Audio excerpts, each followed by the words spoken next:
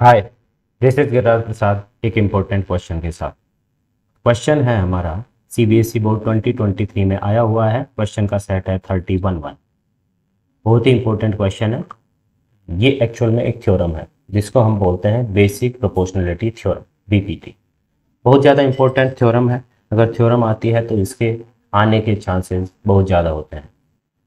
तो थ्योरम का स्टेटमेंट है हमारा, if a line is drawn parallel to one side of a triangle.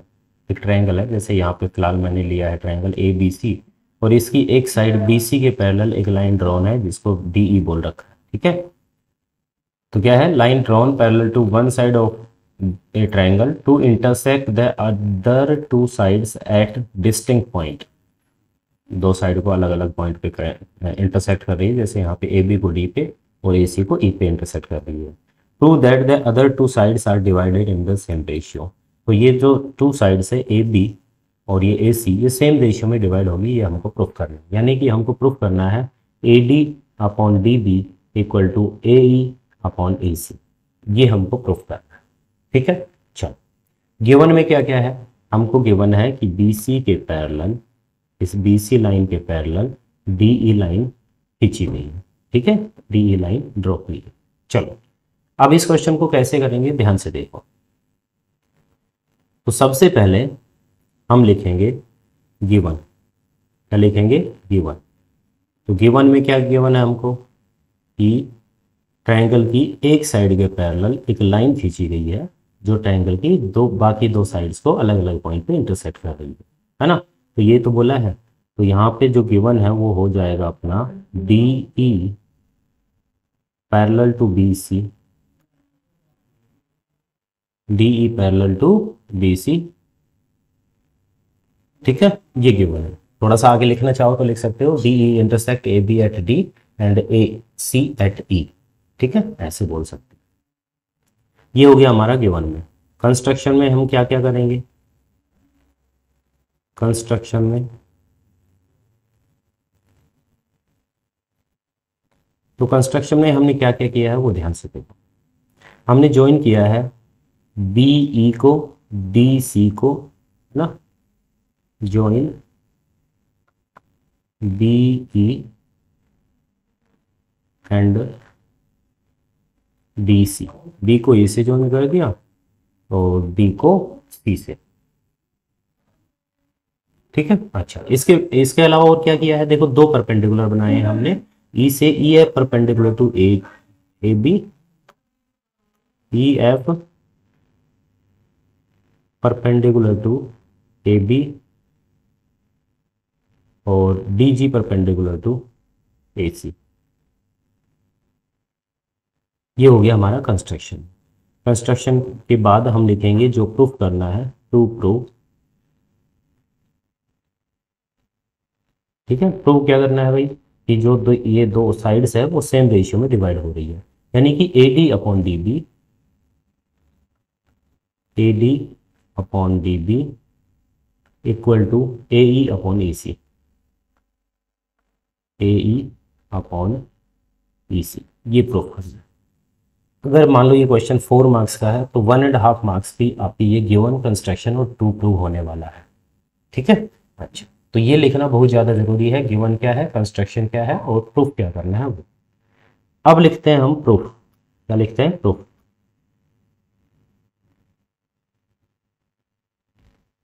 चलो प्रूफ में क्या क्या लिखेंगे ध्यान से सुनो। तो प्रूफ में हमको लाना है A D upon D B. तो ए डी और डी बी वाले दो ट्रायंगल जो हमको दिख रहे हैं उन ट्रायंगल के एरिया को हम एरिया का रेशियो निकालते हैं। तो ए डी वाला ट्रायंगल है अपना ऊपर ए डी ई, ये वाला ट्रायंगल लिया हमने। कौन सा ट्रायंगल, ए डी ई वाला ट्रायंगल, ये वाला।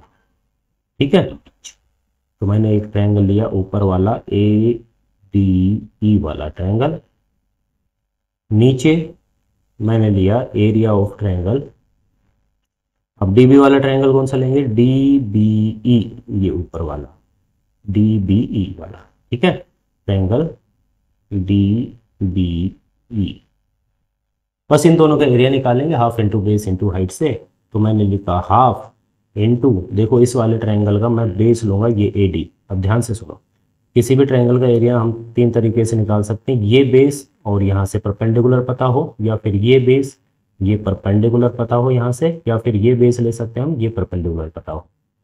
तो हम कौन सा वाला लेंगे अब ये वाला जो ट्रायंगल है ए डी ई वाला, इसमें हम कौन सा बेस लें? तो बेस वही लेंगे जिससे हमको मतलब है, हमको मतलब है ए डी से, तो ए डी बेस लेंगे। तो ए डी के अलावा कौन सा इसका वर्टेक्स बचा? ई, तो ई से परपेंडिकुलर क्या है? E F. तो यहाँ लिखेंगे half into A D into E F. नीचे डी बी ई ट्राइंगल का एरिया निकालेंगे, डी बी ई वाले ट्राइंगल का।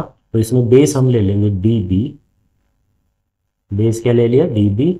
और इसकी हाइट क्या होगी? ध्यान से देखो, ट्राइंगल ये है अपना डी बी ई, तो हाइट क्या होगी? हाइट वही होगी जो ई से परपेंडिकुलर है, और ई से इस डी बी के ऊपर परपेंडिकुलर ई एफ ही है, वो ध्यान रखना है ना। इसका भी परपेंडिकुलर कितना आएगा? E F. ध्यान से देखो, जैसे भाई अपना इक्विलेटर ये सॉरी एक्यूट एंगल ट्रायंगल है, तो ये परपेंडिकुलर अपना अंदर होता है, ठीक है।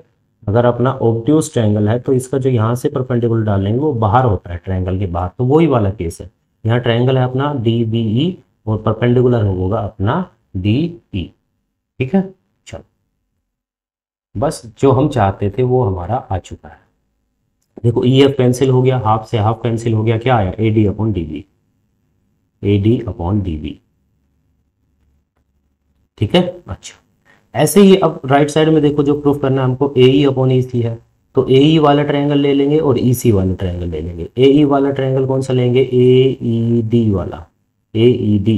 ध्यान से देखो तो ये ट्रायंगल वही है जो हमने पहले लिया था, ए ई डी। मतलब ये वाला ट्रायंगल ही तो है, ये वाला, बस नेम हमने थोड़ा उल्टा लिख दिया बस। नीचे देखो कौन सा ट्रायंगल आएगा? ई सी वाला, तो ई सी वाला ट्रायंगल ई सी डी वाला लेंगे। कौन सा लेंगे? ई सी डी, ई सी डी। तो इसमें आएगा half into base into height. Base अब कौन सा लेंगे? ए, इस वाले ट्रायंगल में ए ई लेंगे, तो हाइट क्या होगी? डी से perpendicular D G, half into A E into D G. और नीचे हो जाएगा हमारा half into E C into D G, E C into D G. Half से हाफ कैंसिल, डी जी से डी जी कैंसिल, क्या बचा? A E upon E C. क्या बच गया भाई? A E upon E C, equation number. अब ध्यान से देखो, फर्स्ट और सेकंड का जो राइट हैंड साइड है उन दोनों को हमको इक्वल लाना था भाई, इसको और इसको इक्वल लाना है ना। तो इनको इक्वल लाने के लिए क्या होनी चाहिए? लेफ्ट हैंड साइड सेम होनी चाहिए। लेफ्ट हैंड साइड में देखो ऊपर का सेम है पहले से ही, area of triangle A D E, और यहाँ है ए ई डी, दोनों सेम ट्रायंगल है। ऊपर वाले ट्रायंगल की ही बात हो रही है ना, सेम ट्रायंगल है। तो नीचे वाले ट्रायंगल को अगर हम और सेम कर दें तो लेफ्ट हैंड साइड सेम हो जाएगी। लेफ्ट हैंड साइड सेम होने के बाद right hand side automatic same, और हमारा प्रूफ हो जाएगा। तो नीचे जो ट्रायंगल है D B E, area of D B E और ई सी डी,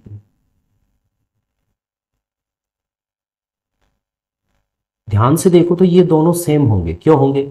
ध्यान से देखो, ये है अपना डी बी ई वाला ट्रायंगल ये, और डी वो सॉरी ई सी डी वाला ये, नहीं समझे भाई? दो अपने पास पैरेलल लाइन है, ये यहाँ से दो ट्रायंगल बन रहे हैं। एक तो ये वाला ट्रायंगल दिख गया, एक तो ये वाला ट्रायंगल, दूसरा ये वाला ट्रायंगल। क्या ये दोनों ट्रायंगल सेम बेस पे नहीं है क्या? इन दोनों का बेस ये सेम नहीं है क्या? बेस तो दोनों का सेम है, और दोनों बिल्कुल, और दोनों के दोनों ट्रायंगल सेम पैरेलल लाइन के बीच में बने हुए हैं। तो ऐसे ट्रायंगल जिनका बेस सेम होता है और सेम पैरेलल लाइन के बीच में होते हैं, उनका एरिया क्या होता है? सेम होता है। उनका एरिया क्या होता है? सेम होता है, ठीक है। चलो देखते हैं, तो भाई यहाँ लिख देते हैं area of triangle,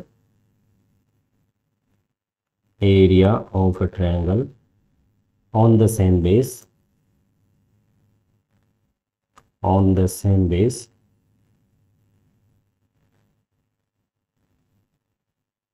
and between same parallel and between same parallel are equal, ठीक है। तो इन दोनों ट्रायंगल का एरिया इसलिए सेम हो जाएगा।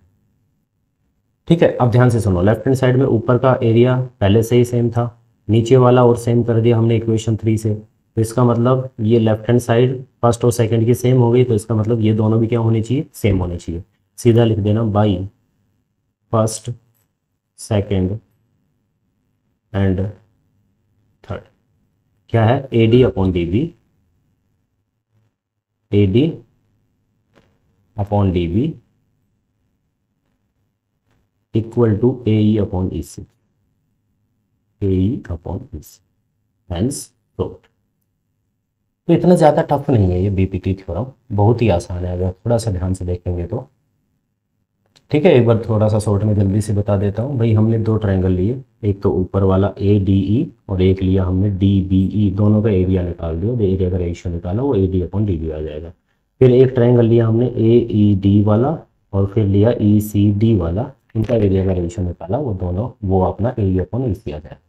ठीक है, बस इनमें एक बात का ध्यान रखना है कि जो हमको चाहिए उसको बेस ले लें, और तीसरे वर्टेक्स से जो परपेंडिकुलर होगा वो हाइट हो जाएगी। हाइट और ये हाफ है वो कैंसिल हो जाएगा, दोनों केस में ये आ जाएगा। ऊपर का एरिया सेम ही है क्योंकि दोनों ट्रायंगल एक ही ट्रायंगल है, सेम ट्रायंगल है। नीचे के ट्रायंगल का एरिया हम सेम कर सकते हैं, कैसे, इस थ्योरम से। और नीचे का ट्रायंगल भी सेम हो गया तो लिख देना by first second and third दोनों हो गए equal, A D upon D B equal to A upon E C. Thanks for watching this video, thank you very much.